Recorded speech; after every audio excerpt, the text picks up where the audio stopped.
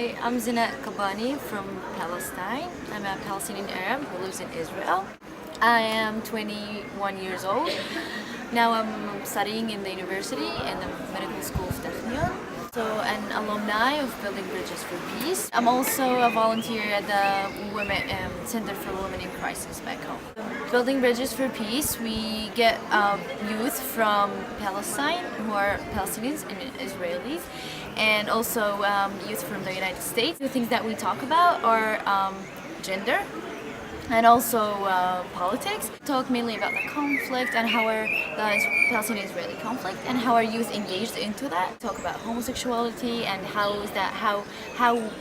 we as youth work in order to kind of protect the rights of homosexual.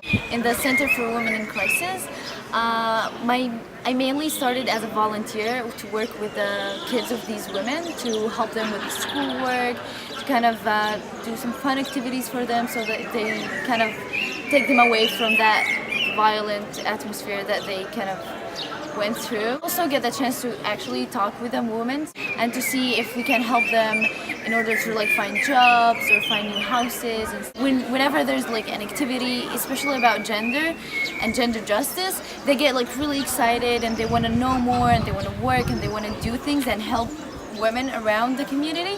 So this is one thing that we try, like in all of our activities, we try to get the attention of the youth. We go to schools, we go to youth centers and stuff like that. Having this opportunity to work again with the people that I've worked with 3 years ago was just amazing because now I know what I want and now I know how I can benefit from that, and like I kind of got like my thoughts are more centered and focused, and I was just like trying to take advantage of everything.